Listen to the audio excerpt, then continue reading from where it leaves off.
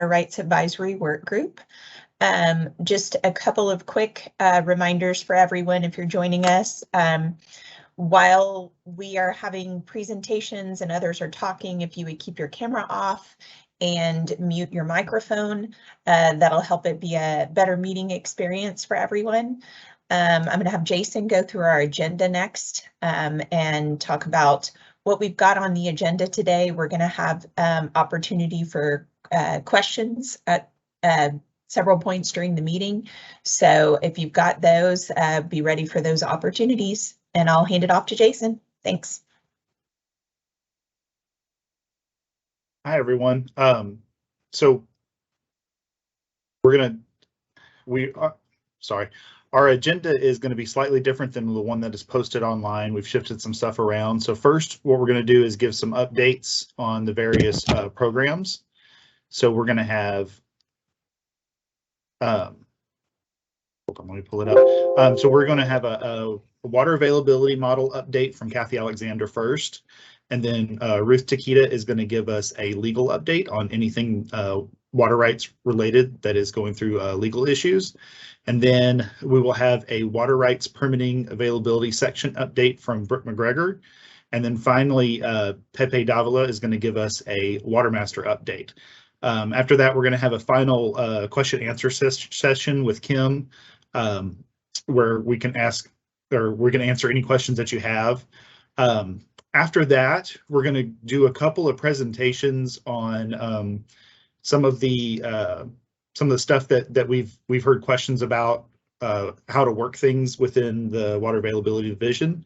So we're going to talk about how to find files on our TCEQ web pages that are relevant to water rights applications.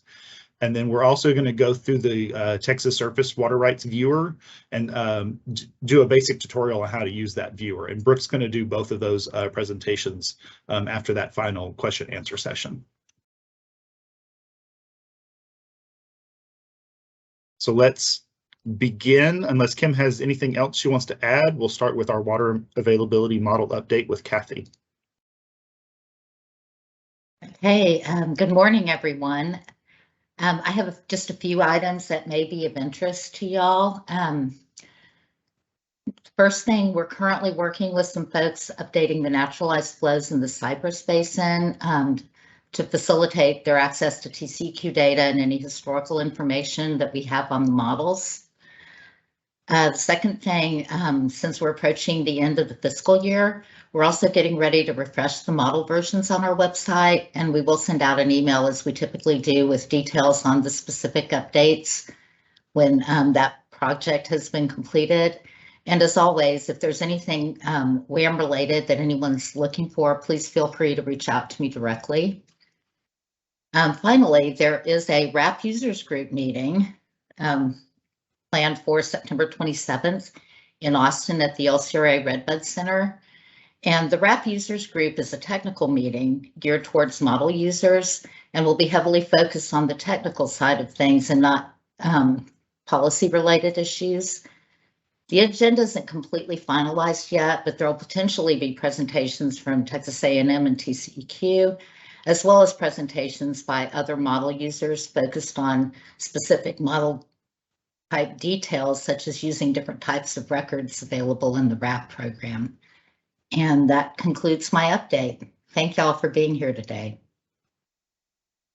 All right, thank you, Kathy. Next, we'll hear from Ruth Takita with a legal update. Thank you very much, Jason.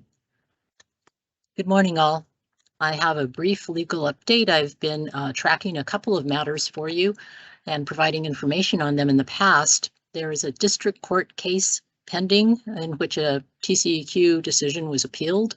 The administrative record for that, it's styled National Wildlife Federation versus TCEQ. The administrative record was filed with the court on June 23rd, and we're just awaiting a hearing on that. If you're interested in taking a look, you can visit the Travis County District Court case for the information they have available on it, limited though it is. The cause number is D-1-GN-20-007-096. If you're interested, just put something in the chat and I can send that, post that to y'all. The other is more interesting, and from my perspective at least. It's a Texas Supreme Court case, and that case style is Pape Partners Limited versus DRR Family Properties Limited Partnership, or LP. A decision was issued by the Supreme Court on May 20th. The court held that conflicting claims to ownership of surface water rights are within the jurisdiction of the court, not the agency, not TCEQ. So the case was reversed and remanded to the trial court. The opinion is available in the Southwest Reporter already, and that site is 645 Southwest 3rd 267, and same offer if you're interested in the numbers, or if I spoke too quickly, just request that in the chat. So that's all I have, unless y'all have any questions or want those sites a little bit slower and in print, please let us know. Thank you. Jason, I think that concludes my presentation, unless there are questions that you can see that I don't. Okay, thank you, Ruth. We actually do have a question, but this one's for Kathy on the WAMs. It's in the chat from John. You said that you are updating / extending the Cypress WAM, correct?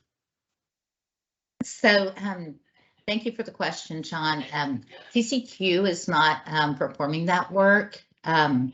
That's actually being performed by Cypress Basin entities. Our role in that process is to provide TCEQ data and access to the data.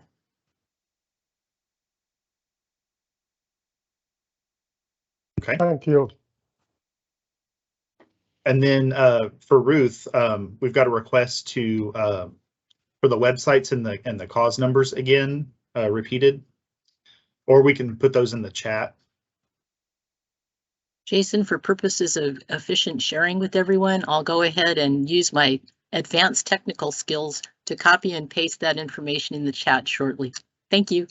Excellent. Okay, so next we're going to move on to a water rights permitting and availability section update by Brook Mcgregor. And I want to remind everybody, please, unless you're presenting, please turn off your cameras. Thank you. All right, thanks, Jason. I'm going to go through our update real quick. As Jason said, I'm Brook Mcgregor. I'm the manager for the Water Rights Permitting and Availability section, and we'll be looking at sort of some of our metrics through the third quarter. So as of at the end of the third quarter, which was June 30th, we had a total pending number of applications at 141. Now that includes our entire universe. We have a significant number of contested applications. I'll talk a little bit more about what those numbers look here in a bit, but this is sort of the breakdown based on the technical review group of the applications that we have pending in-house right now. And here's where we speak more to pending uncontested versus contested applications. So we have 25 contested applications right now. So that takes up about a fifth of all of our total pending applications.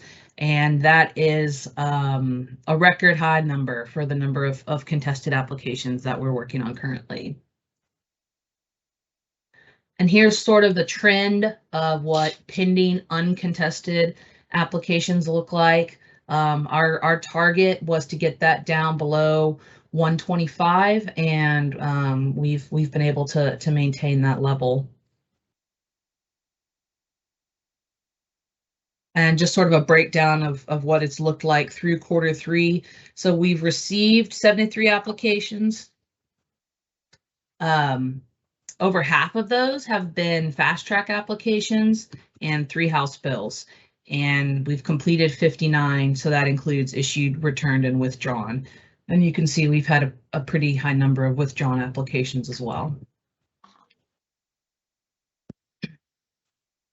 One of the things we've been focusing on is improving our administrative review processing timeframes. We have a target of 90 days, And so right now we're processing about 3/4 of those within 90 days. And then for House bills, we've processed 5 of those so far this year, and only 1 of them has not been issued within 90 days. And then moving on to fast track processing timeframes, a majority of those are being processed within the 300 days. I have a little asterisk there under the 5 because 2 of those applications went through received hearing requests, and so they were not processed within 300 days. But anytime we receive protests or hearing requests on an application, that can significantly increase those timeframes. And then the water rights permitting availability section is also responsible for processing change of ownership applications, and so we receive a pretty high volume of those applications, and vast majority of those we can process very quickly. And then, I just wanted to wrap up with some staff updates. We've talked the last couple of quarters about our vacancies. We are working to fill those. We have 2 new hydrologists who started with us in the last month, and then we have 2 ownership record update project managers. Those are the folks who are on the change of ownership team. So we still have 2 vacancies on the hydrology team, and we're looking to we're actively filling that aquatic scientist position right now. And then the project manager vacancies, we have 2 on the change of ownership team, and then we have 1 on the permitting team. And we're actually conducting interviews for that position right now. And then later on, I'll pop back on and give some sort of an overview of our pending apps page and the water rights viewer and sort of how to use those tools. So there's my contact information. Y'all feel free to reach out if you have any questions. One thing that I wanted to briefly touch on is drought. So during the last drought, we saw a number of applications for temporary permits to facilitate drought response. So, if there's something that anybody's looking at related to that, just reach out, give me a call. We can set up a pre-application meeting so that we can kind of discuss what that might look like. And with that, I'm done. Thanks, Jason. All right, thank you, Brooke. So unless there are any questions right now, we're going to move on and do a water master update with Pepe Davila. I will also mention that we will post that Brooke's presentation on our Water Rights Advisory Work Group webpage sometime in the next week after this meeting is over. Thank you, Jason. Let me start sharing my presentation here real quick. Okay, good morning, everyone. Thank you for the opportunity to share an update on our water master operations.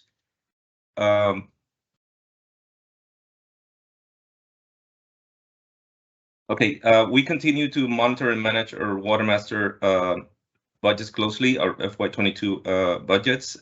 We coordinate appropriate expenditures across the section, targeting planned operational expectations. We're currently conducting meetings with the Water Master Advisory Committees to review proposed FY23 assessments and budgets that will go to Commissioner's agenda on September 7.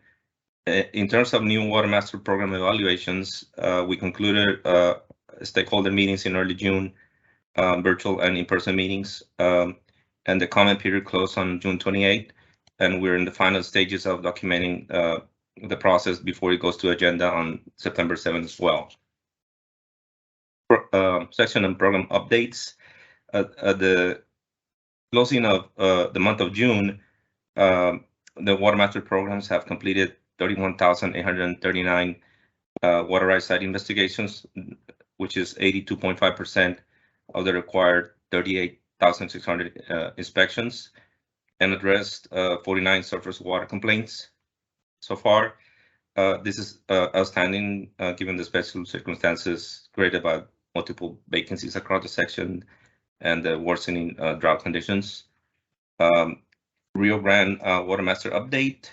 As far as the staff goes, the program is in process of filling one Water Master deputy vacancy in Harlingen. Operations on July 2nd, as of July 2nd, the U.S. combined ownership at Amistad Falcon was at 25.37% of normal conservation capacity, impounding 860,461 acre feet of normal conservation capacity. Overall, the system is holding 19.77%. Mexico has 12.28% of normal conservation capacity in combined in both reservoirs. The U.S. ownership in the reservoirs is reaching historic lows, and internal and external measures are being implemented to try to mitigate the impact of the reservoir conditions over the system.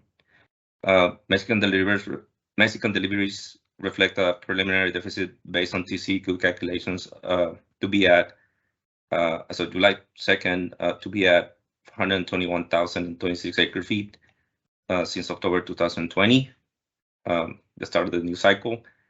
The TCEQ delegation continues to meet with the Mexican government officials and members of the IWC as part of technical and policy work groups tasked with developing water availability by national model and Mexican water delivery scenarios, aimed to minimize the impact of transboundary drought conditions and possible short and long-term solutions to the Mexican water deficits.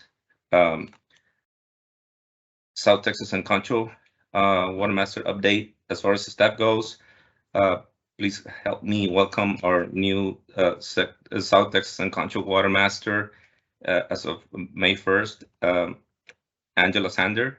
Angie, are you here, Angie? Yes, I'm here. Thank you. Angie has been with TCEQ since 2010, in various roles, but since 2015, she was a Water Master Deputy for the South Texas program in the western portion of the Hill Country, and she became our South Texas and Concho Water Master on May 1st. Thank you, Angie. We're in process of filling the Water Master Deputy position in the Concho program, and the South Texas Assistant Water Master position in the South Texas program. We filled our administrative position in the South Texas program, and the Assistant Water Master in the Concho program recently. Operations for the South Texas and Concho program, they continue to address numerous surface water complaints and conduct routine inspections at the same time. Due to the low flows and the drought conditions currently present, curtailments and pumping schedules based on priority date have been activated for some areas in both programs, along with suspension of temporary water use permits. Water right holders in those areas follow their special conditions and their schedules accordingly under Angie's supervision and her staff. Brazos update. The program, as far as the staff is concerned, the program is in the process of filling one Water Master Deputy vacancy in the Waco area.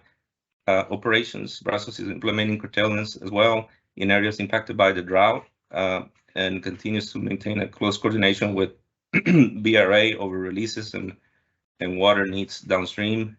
BRA's reservoir system was at 82.7% on as of July 20th. Water Master Deputies continue to conduct inspections every week and address multiple surface water complaints. And the last slide I have is this. So here we have past, current as of July 12th, and future drought images. Much of what I have mentioned in the previous slide is the result of this. The drought advancing in many of our Water Master areas. And that is all I have for my update. Right, thank you, Pepe. At this time, we're going to do a question and answer session for anybody who has any questions for Kim or about the Water Rights Division operations, any of the updates that you heard here today. Okay, the question I'm seeing looks like it's for Ruth. Ruth, do you mind jumping back on and responding to that, please? I don't mind at all, Kim. I'm happy to say that our internal procedures aren't affected by the Supreme Court decision. The internal processes and procedures would have been affected if the appellate court's decision had been allowed to stand, because the appellate court had opined that the TCEQ had exclusive jurisdiction over the very issue that the Supreme Court made the decision about. We don't have exclusive jurisdiction when we have conflicting claims about a surface water right. That issue has to be taken to the court. Whatever results from the court proceedings is brought back to us. We update our ownership records to reflect that, a ministerial process that we've always followed. So that's the significance for us of the Supreme Court decision. Are there follow-up questions to that? Oh, that I see one in the chat that popped up, but that does not appear to be for me. So I hope that this information is helpful to you. Kim? Thanks, Ruth. Next question we've gotten is if we could provide an update on how many priority calls we've got. We've received one priority call so far, and in that case, there was water present, and there also were some compliance issues. So we didn't do any suspensions in response to that priority call. And if you're looking for information on priority calls, you can go into Google and Google TCEQ Drought. That'll take you to our Drought webpage, and that'll give you access to information on priority calls we've received so far. And the next question we have is for I may call on Kathy to jump on and describe what the fast track criteria are, unless Brooke, you're ready to go ahead and turn on your camera and respond. Okay, so that's a good question. So fast tracks are applications where that don't require using the water availability model to process them. So things like applications in the Rio Grande, or temporary permits, or applications that use an alternate source. So they're typically applications that we don't process necessarily in priority order. So I hope that answers your question. Okay, I don't see any other questions. I'll just open it up for if someone's wanting to ask one outside of the chat. Okay,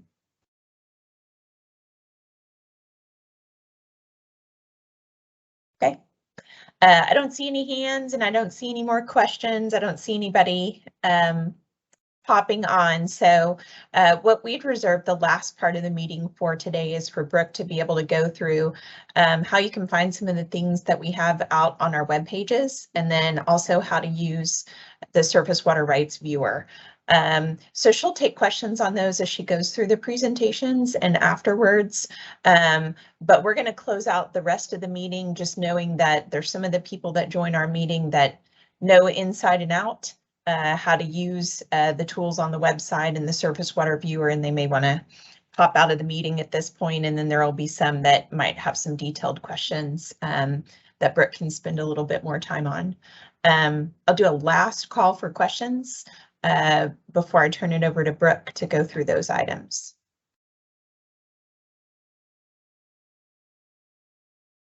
Okay, thank you guys for joining us today. We appreciate it. And of course, you're always welcome to follow up with myself, Kathy, or Jason if you've got any questions following the meeting that you have on your mind. Thanks a lot.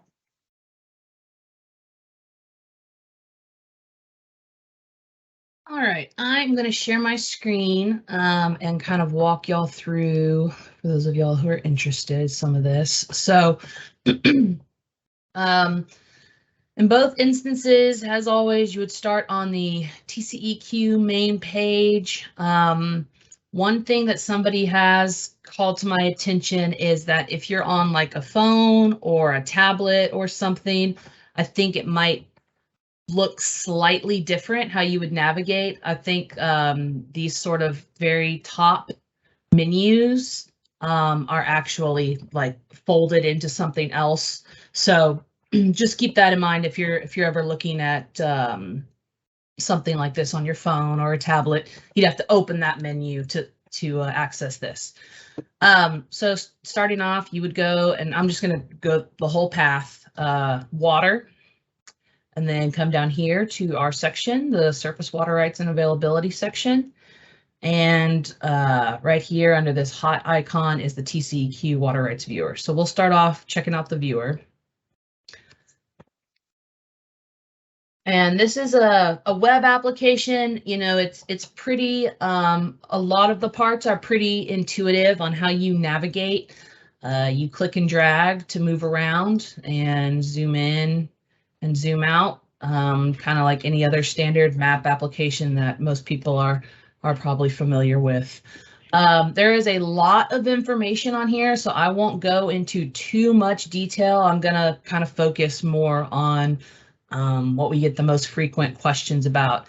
So you can see at the layer, at the level that I'm at right now, the layer that's appearing is the river basins and their associated watersheds. And so at any point when you're on the map, if you want to know information about the final determination documentation that's available for all of the different watersheds, you can just click on anywhere within that, and those final determination documents will pull up and the watershed will be outlined. So that is, if anybody ever wants to see that, that is how you can go and find that information. Now, as you scroll in, different features start becoming available. So these are environmental flow measuring points. And so when you see these little purplish pink diamonds, that's what that looks like. And if you click on the document, it will pull up a copy of what you can find in the rule. So that's just another information. And as you continue to scroll, you will eventually have some kind of greenish, lime green, yellow dots pop up.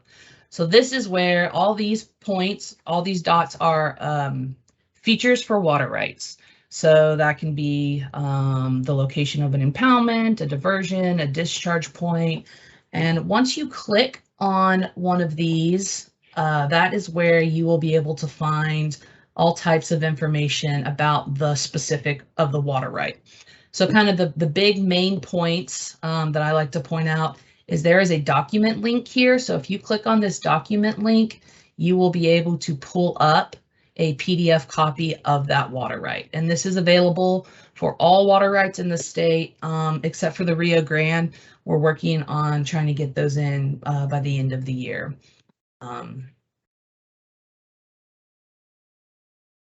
Able to click on water right owner, and it will give you a record of who the current owner is, as well as clicking on water use will provide you the water use that's been reported by that entity for the past, it's all the recent water use data.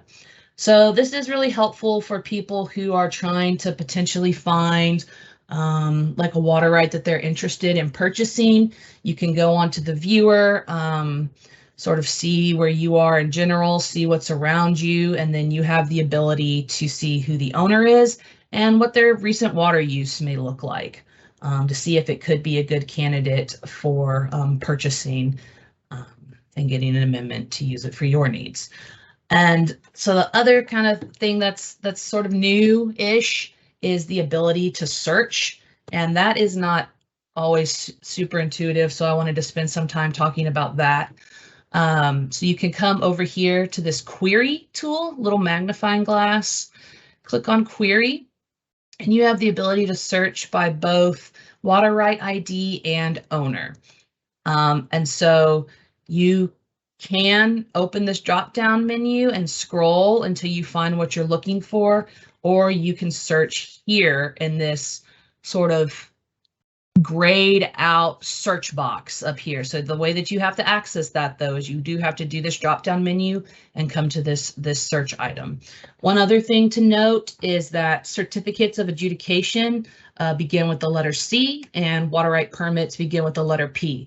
So when you're searching for a specific water right, you're going to either need to include a C or a P before you do that search. And so simply you just type in, you know, the water right that you're looking for. You click search more, and it becomes a part of this drop-down menu. So once you click on this, it will populate it up here. That's how you know that you have keyed into what you're searching for. And when you click apply, it takes you directly to the water right.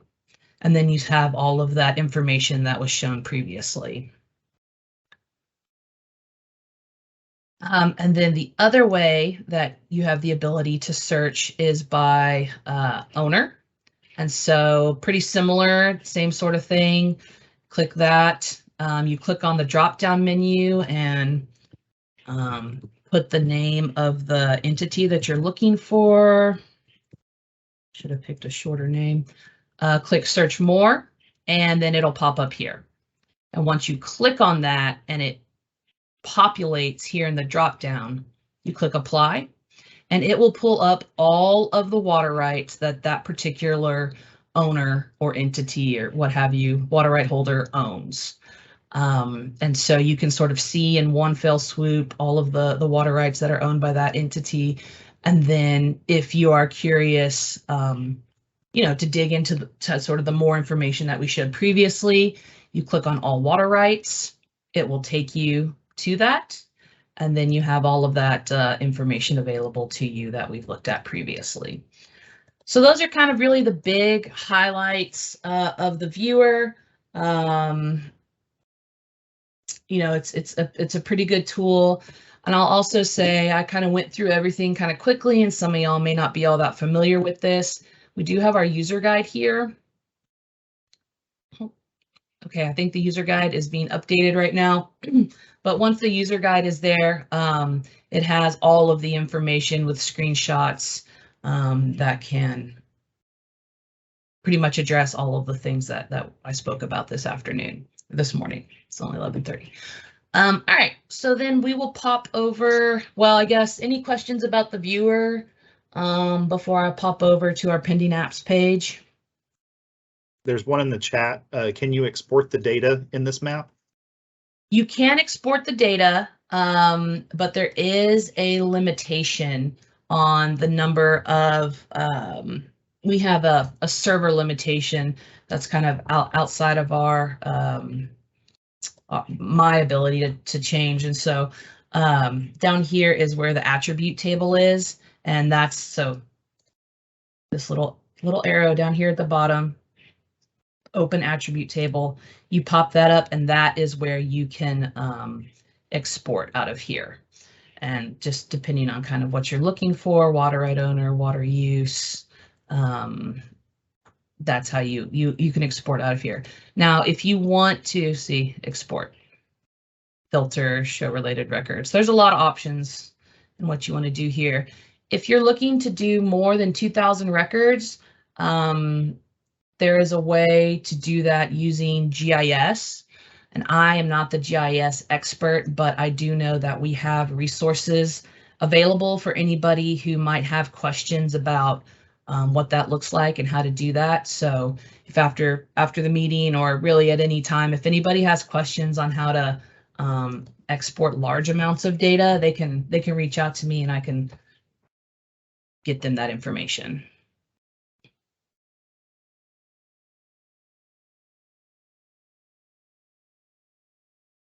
All right. Anything else, Jason? I'm sharing my screen so I can't see. Nothing else in the chat currently. Okay. All right. So then we will pop over to our pending apps page. Navigate there the same way: water, surface water rights and availability, and you will scroll down until you get to pending water rights applications. View pending water rights applications will take you to this page. So all of our pending applications are here. They are sorted by basin, and when you click on these accordion folders, all of the applications within each basin appears. I want to talk a little bit about these different columns and kind of what their intent is. So the idea is that as an application moves through our process, our processing here at TCEQ, they will also progress through these columns as appropriately named by the heading. And there's a little bit more information in here. If you ever kind of forget what we talked about today, it explains what each of the headings are. So when an application is first received by us at TCEQ, this page gets updated on a weekly basis. So things like applications received or applications that have gone administratively complete, those will be updated every morning or every Monday by the end of the day. Things like notice issued or public meetings that are kind of one-offs that aren't, routinely coming in and we just need to make that information available very quickly, those get updated on an as-needed basis. And so as an application is received, it will become available here. The next phase of our process is we go through administrative review, and then an application is administratively complete. The date that the application is administratively complete is the date here. So you can see that for several of these applications, they no longer have a hyperlink for the received by TCEQ. They only have a hyperlink for the administratively complete file. One thing to note is that as the application moves through the process, the file builds. So if you were to click on this admin complete link, part of that file would be including the application that was received by TCEQ. And so that also means, not all applications have to go to notice, but for those applications that do go to notice, they will appear over here. And what you will find in that file is the application that was received by TCEQ, all of the administrative documents that were used to reach administrative completeness, and then the draft application and all of the technical memos that were part of technical review with the notice on top. So each time a link becomes available, it just builds previously. So nothing's like gone away. It's just we've bundled it for convenience all into one file for everybody. One of the questions that I get, well, what about applications that don't go to notice? Those applications after administrative completeness and technical review, they get issued and they can be found here on our final actions on water right permit applications for the year. So they go through technical review, they don't have notice, they get issued. They'll come off our pending page because they're no longer pending. They've now been processed, and you can find a list of all of the final actions. And so final actions includes water rights that have been issued, but also applications that have been returned or withdrawn for whatever the reason is. And then finally, we have the public meeting. And so this can either be when something gets set for agenda and we have the letter that has been sent out saying the chief clerk distributes that saying, this has been set for commissioner's agenda. Here's the date, so the whole file up until that point, including the public meeting notice, the agenda notice will be on top. And then, or alternatively, or depending on what route the application takes, there will also be, when we have a public meeting, like a community public meeting for a water right, that information will be here as well. So once an application has been protested, or once the comment period for applications that have gone to notice, once that comment period has closed, we will keep the dates up here so that everyone can still be aware of kind of what the processing timeline has looked like, but we will pull that link down in order to try to eliminate any confusion that the comment period is still open and that we're still accepting comments for that application.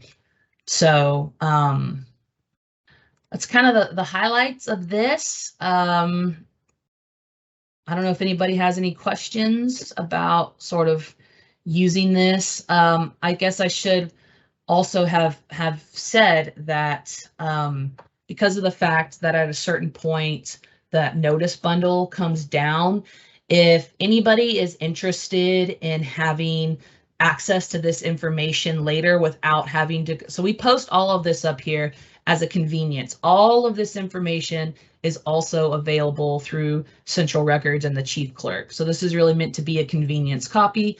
And so if you have any inclination to want to come back and reference any of this information at a later time, I would advise that you download a copy for yourself so that once this link is removed, you have that information for yourself without having to go to the Chief Clerk or asking us to find that for you. So, yeah, I think that should cover it. Any questions?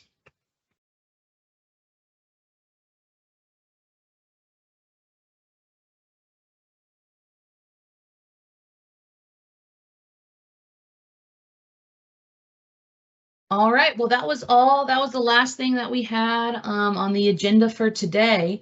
So if there is nothing else from anybody, I guess I'll check the chat real quick just to make sure. Yeah, thanks everybody for attending today, and we will see y'all next quarter.